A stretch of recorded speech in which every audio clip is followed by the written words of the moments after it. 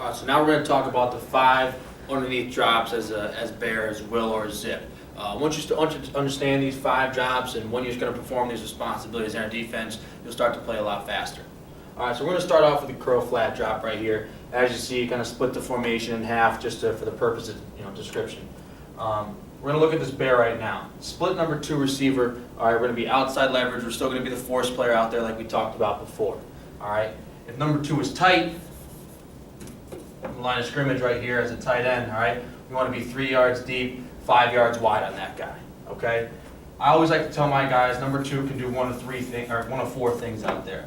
All right, he can either block, he can go vertical, he can go out, or he can go across. And you should have all four of those things in your mind before the ball snap. So right now it's a curl flat drop, okay? Let's say 2 goes across, 2 goes out right now, all right? Our main thing that we should do, all right, 2 goes out, we're gonna open up, we're gonna spot 1, all right? We're gonna see where 1 is right here, open up, see 1. Big thing that we can't do is get out leverage by 2. If we see 2 going out, all right, if we're trying to get out leverage, I'm gonna stomp that foot in the ground, we're gonna rally up and come downfield. All right, that's a big thing we're going to do right here.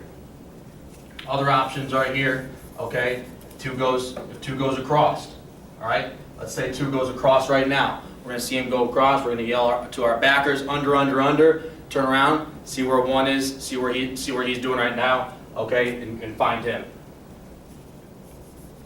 Third thing you can do, obviously, is you can go vertical. All right. As soon as 2 pushes to go vertical, same thing as before. All right. We're going to confirm he's going vertical. Open up, see where number 1 is. All right. Get out to that curl flat area. All right.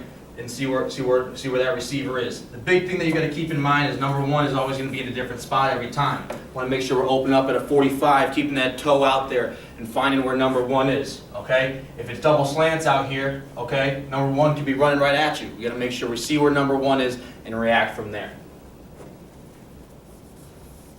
Going down to our next drop right here, we're going to come down to the come down curl flat.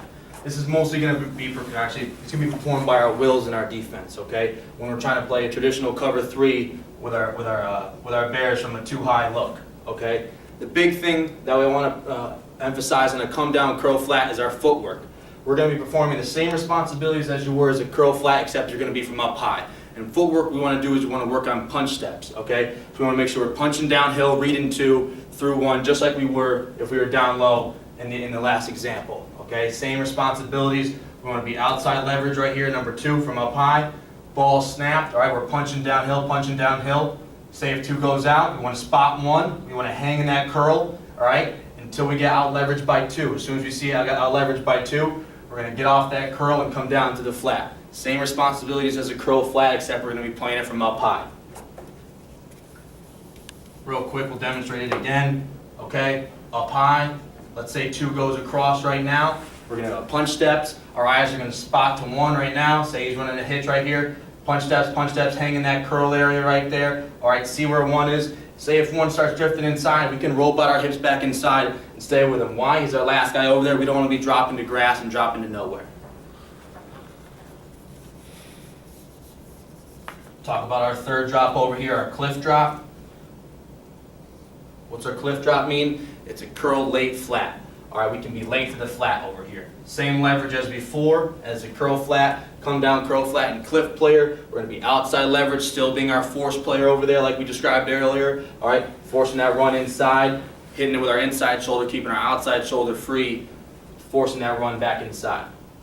The big difference between a cliff and a curl flat, like I mentioned before, is you can be late to the flat. So let's say 2, we're going to go over the same things before. If 2 is going vertical, 2 is going across, or 2 is going out. If 2 is going vertical right now, the thing that we have to keep in mind is we have to impede that route. And what we want to do is make this route, make him run an umbrella, either go outside or inside of us. We want to impede that route for 7 yards right here. Remember, as soon as he's pushing vertical, the only thing that's going to bring us to the flat right here, all right, is a push call, a smash call, or the ball. We can come late to the flat, unlike curl flat drop where we're getting out leverage by 2. So let's say, like before, let's say 2 goes out right now. Okay, we're going to do our same responsibilities as we did before. We're going to open up at a 45. We're going to spot 1. We're going to hang on that curl right here. Okay, if 2 goes out, we're going to hang on that curl, all right? And the only thing that's going to bring us to the flat is the ball. As soon as the quarterback throws the ball to that check down route to that number 2 receiver, then we can rally down and make a tackle from there. Same thing as before, okay? 2 goes across, all right? We're communicating with our inside backers, saying under, snapping our eyes to 1, opening up at a 45, seeing where he is, okay? And we're late from there. Let's say the back swings out of the backfield in this formation right here, all right? We can hang on that curl. We don't need to come up and be, jump that swing route right there. We can play late to the flat. Hang on that curl. If the quarterback jumps it or dumps it down to that running back, then we can rally up and make a tackle from there.